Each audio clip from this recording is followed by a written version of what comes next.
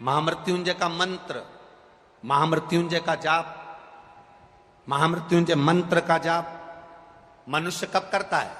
किसी का एक्सीडेंट हो गया तो पंडित जी ने कह दिया महामृत्युंजय का जाप कर लो।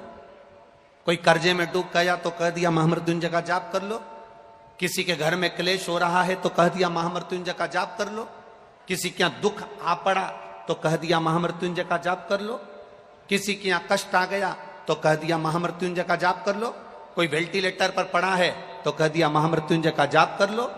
शिव महापुराण की कथा कहती है वो महामृत्युंजय का जाप पलंग पर पड़े हुए व्यक्ति के लिए करा जा रहा है। निवेदन केवल इतना है कि अगर महामृत्युंजय का जाप आप रोज थोड़ा थोड़ा करते रहते तो तुम पलंग पर नहीं पड़े होते, ये निश्चित है। उस मंत्र को हमें खुद भी जपना। ब्राह्मण देवता, भूदेवता, इस पृथ्वी पर रहने वाले ब्राह्मण देवता आपके द्वारा आपके लिए महामृत्युंजय का अनुष्ठान करेंगे। ब्राह्मण एक आसन पर बैठकर तुम्हारे लिए महामृत्युंजय का जाप कर देगा। ब्राह्मण संकल्प लेकर आपके लिए महामृत्युंजय का जाप कर देगा।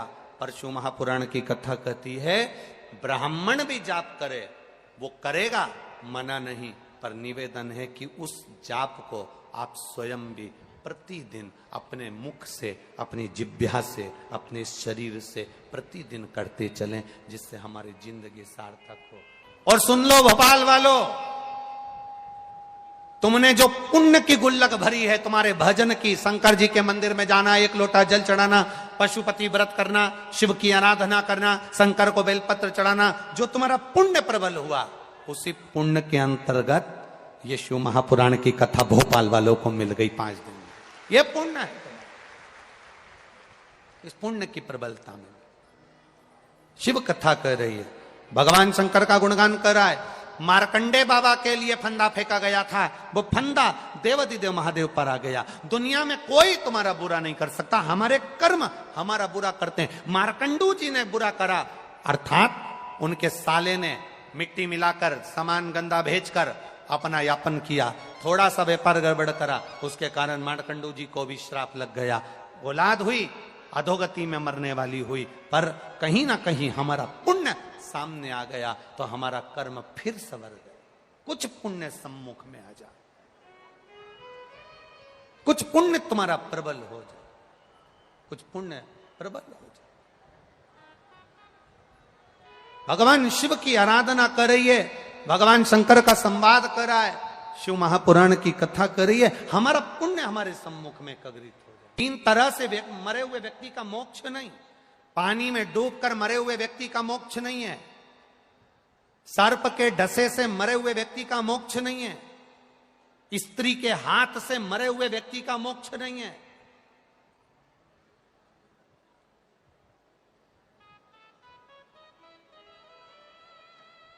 अधोगति में जो पड़ा हुआ है, बिंदुक ब्राह्मण होकर पानी में डूब के मर गया, हो जाता है, प्राण चले गए, परित्योनी में पड़ गया। धर्मपत्नी ने उसके लिए काशी में जाकर स्मरण करा और शिव महापुराण की कथा देवाधिदेव महादेव से कहकर तुमरुका जी के मुख से करवाई। में जाओ, आराधना करो, पूजन करो, अर्चना करो। एक बात अपने जीवन में उतारिएगा, जब विषम परिस्थिति में फंसे हुए हो और ऐसा लग रहा है कि हम बहुत बड़ी समस्या में उलझे हुए हैं और इससे निकल नहीं रहा, या बहुत बड़ा काम है हमारा, हो नहीं रहा, चाहे प्रशासनिक हो चाहे अन्य कोई चीज का हो, कुछ मत करना। एकांत के शिव मंदिर में जाइए। अगर एकांत का शिव मंदिर भी नहीं मिले तो एकांत में कहीं छोटा सा मिट्टी का शिवलिंग का निर्माण करिए, पार्थिव शिवलिंग का निर्माण करिए, पर करना एकांत में, घर के बाहर।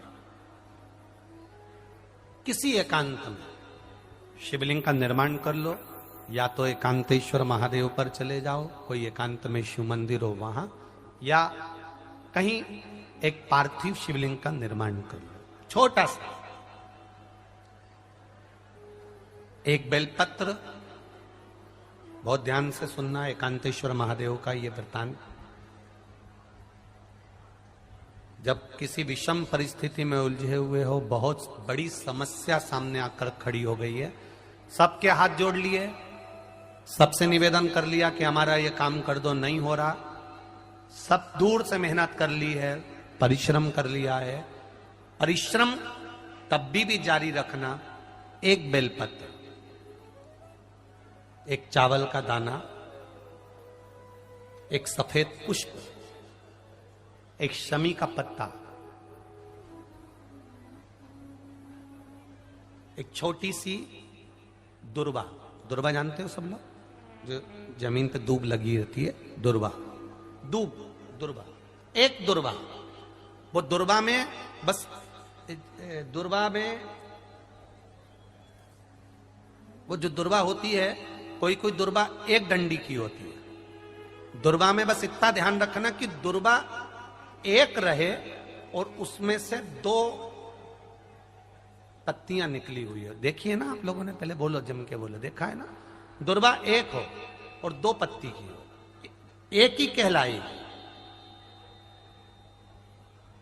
2 पत्ती निकली हुई दुर्वा, एक श्वेत पुष्प, शमी का पत्ता, बेलपत्र, चावल का एक दाना।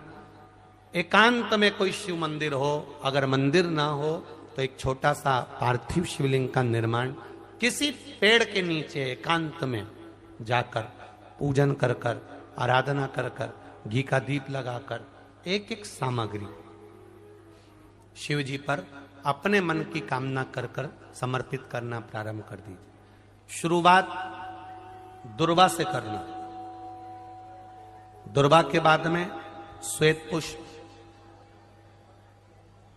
शमी का पत्ता, चावल का दाना और बेलपत्री सबसे आखिरी में बाबा को समर्पित कर कर, हृदय से प्रार्थना कर कर, बाबा से निवेदन कर कर, दीप अगर मंदिर में कर रहे हो तो दीप ठंडा होने का इंतजार मत करना।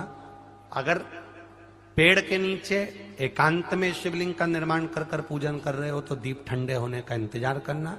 दीप ठंडा हो जाए तब भगवान शिव को ले जाकर विसर्जन करना।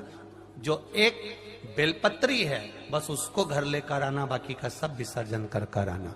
मेरा एकांतेश्वर महादेव उस कार्य में सफलता प्रदान कर दे।